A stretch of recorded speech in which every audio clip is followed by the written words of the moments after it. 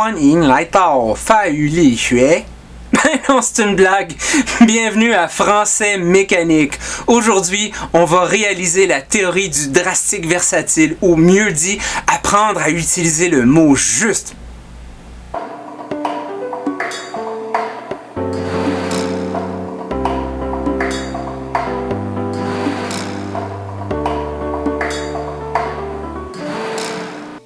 Dans l'usage courant, il y a des termes qu'on emploie à tort. Aujourd'hui, je vais en mentionner 4.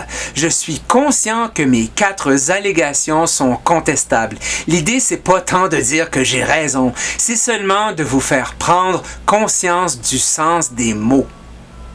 La crème, c'est tellement versatile. Ouais, elle change d'opinion. Ou elle change de goût quand elle laisse sur le comptoir trop longtemps et qu'elle tourne, d'où sa versatilité. Ou bien elle apprend à parler quand elle change d'opinion. Ça, c'est vrai, quand dans un frigo, certains des aliments parlent en même temps. On ne sait plus lesquels parlent et lesquels n'ont pas encore appris à parler. Ah, c'est que tu pues! Puis combien de mots t'es pas mangeable? Ouais, c'est que tu pues! C'est sûr qu'il y a pas quelqu'un de moi, là! Ça me dit que c'est pas. Versatile, du latin versatilis, de versare, qui est le fréquentatif de vertere, qui signifie tourner. Un fréquentatif, c'est par exemple tournoyer, qui est le fréquentatif de tourner, ou sautiller, qui est le fréquentatif de sauter.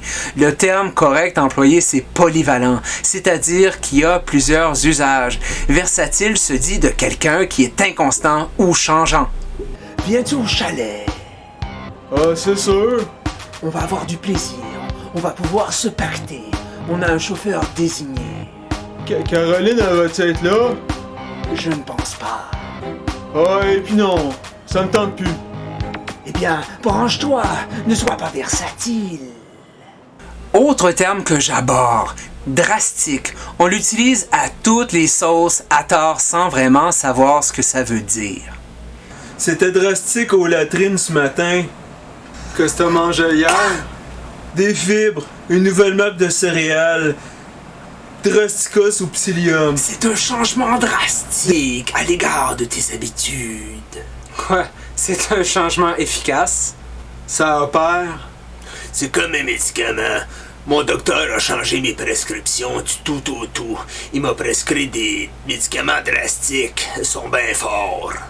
Drastique, du grec drastikos, devenu un terme médical signifiant qui opère au sens d'efficace ou de puissant. Le terme correct employé, c'est draconien quand on veut parler d'un changement du tout au tout. Qualifier quelque chose de drastique, c'est adresser son efficacité purgative. Autre terme dont je me méfie, réaliser. Dans l'usage courant, ça a plusieurs sens, mais j'estime que pour un, c'est contestable. J'ai réalisé que mon projet était caduc. Donc, t'as pas réalisé ton projet? T'as constaté qu'il était dépassé. Caduc est-il employé correctement? Ça dépend. Ton projet, c'était quoi? Un baladeur pour faire jouer des vinyles. Je sais pas, ça revient à mode les 33 tours. C'est pour des 78 tours. Ouais, pas mal dépassé. Qui veut écouter la Bolduc en faisant du jogging? C'est ce que je réalise. Réaliser, c'est littéralement rendre réel, du latin médiéval realis, du latin classique res, qui signifie chose, comme dans res gestae, qui signifie les choses accomplies. Le terme correct employé, c'est constater, ou la locution se rendre compte de. Enfin, dernier terme pour aujourd'hui, théorie, du bas latin theoria, du grec ancien theorein, theoreo et theoros, qui signifie observer ou contempler Dieu. J'ai une théorie sur ce qui est arrivé avec Caroline. Une hypothèse? Non, une théorie. Parle-nous donc de ton modèle. Oui, sur quel fait scientifique tu t'appuies? C'est juste une présomption. Donc, c'est une hypothèse. Non, une théorie. Alors, quelle est cette théorie? Je pense que Caroline le sentait qu'il y avait Hélène et Claudine. Et Jacinthe? C'est possible. Ma théorie, c'est que peut-être elles ont trouvé des cheveux qui étaient pas les leurs dans ma salle de bain. Tu sais, Jacinthe a les cheveux longs et roux, Caroline a les cheveux bruns et courts, Claudine a les cheveux blonds. Et Hélène? Ben, hey, je suis ben cool, pis ça y va bien. Tu t'en fais trop, Vincent. Penses-tu qu'en théorie, elle chôme quand t'es pas avec elle? Tu t'en vas déjà? Ouais. T'étais génial, comme toujours. On se revoit dans 2 semaines. 2 semaines? Je suis super occupé. Je peux pas avant. De toute manière, t'as Vincent pour te tenir occupé quand je suis pas là.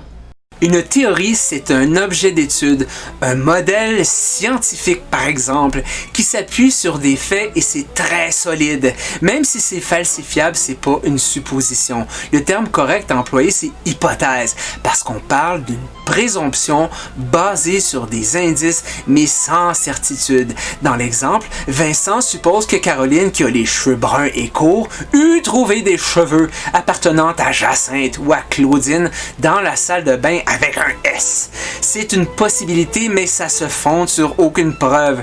Le modèle théorique est donc invalide parce que ça peut être pour une autre raison. Pour être valide, il faudrait, par exemple, que pour tous les cas applicables, ce soit toujours des cheveux qui fussent en cause et rien d'autre. Pas un soutien-gorge, pas un slip, pas une trace de rouge à lèvres sur un col de chemise ou l'odeur d'un parfum sur un oreiller. Juste des cheveux dans une salle de bain. C'était la capsule du jour. Si vous avez des commentaires constructifs, allez-y. Si vous avez des questions de français que vous aimeriez que j'aborde, faites-m'en part. Abonnez-vous à ma chaîne pour être avisé des capsules à venir. À tout le moins, merci de partager sur les réseaux sociaux et pouce vers le haut si vous avez aimé ça. On se revoit bientôt.